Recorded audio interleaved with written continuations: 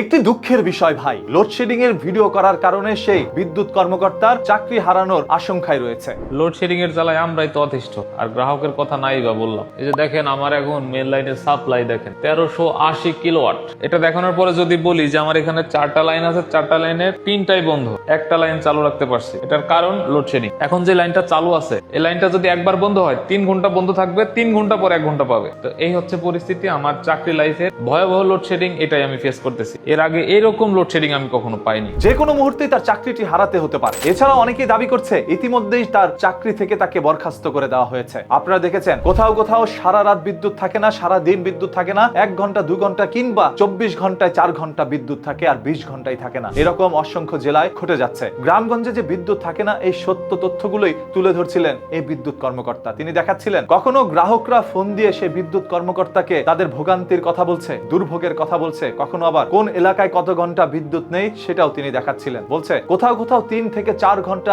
একটানা বিদ্যুৎ থাকে না, আমরা তাদেরকে বিদ্যুৎ দিতে পারি না, কারণ বিদ্যুৎ যথাযথ আমাদের কাছে ডেলিভারি করা হচ্ছে না, তাই আমরাও জনগণকে দিতে পারছি না। একের পর এক ভিডিওর মাধ্যমে প্রতিটি সত্য তথ্য যখন মানুষের সামনে ভেসে আসছিল, তখনই তার চাকরি হারানোর আশঙ্কা যেন বাড়ছিল। বলা হচ্ছে বিদ্যুৎ অফিসের অভ্যন্তরীণ বিষয়গুলো কেন তিনি ভিডিওর মাধ্যমে মানুষের সামনে প্রকাশ করছে, গোপন তথ্য কেন সরাসরি মানুষকে জানিয়ে দিচ্ছে। এটি বিদ্যুৎ অফিসে থাকা কোনো কর্মকর্তাই করতে পারে না, যেটা তিনি করছে। আপনাদের কাছে কি মনে হচ্ছে, তিনি যে কাজটা করেছে এটি একটি বড় অপরাধ নাকি জনগণের জন্য উপকার? কমেন্ট করে সেটাও জানাতে পারেন। কিন্তু একটি ব্যক্তি যদি সত্য কিছু তথ্য মানুষকে জানিয়ে দেয়, এই জন্য কি তার চাকরি হারানোটাও তার প্রাপ্য ছিল, নাকি অন্যায় বেআইনি ভাবেই তার চাকরিটি কেড়ে নেওয়ার আশঙ্কা রয়েছে? অনেকের আবার এও দাবি তিনি নাকি ফেসবুক থেকে টাকা আয়ের জন্যই বিদ্যুৎ অফিসের অভ্যন্তরীণ বিষয়গুলো মানুষের সামনে উন্মোচন করে দিচ্ছিল। অতিরিক্ত ভিউ পাওয়ার আশায় গ্রাহকদের সেই আর্তনাদ দুঃখের কথাগুলো মানুষের সামনে উন্মোচন করে দিচ্ছে। এতে করে নাকি গ্রাহকরাও বিভ্রান্ত হচ্ছে বিদ্যুৎ অফিসে ফোন দিতে। নানাভাবে ফেসবুকের মধ্যে অনেকেই পোস্ট করে যাচ্ছে, এক একজনের মতামত এক এক রকম। সর্বশেষ ওই ব্যক্তির চাকরিটা হারাতেও পারে,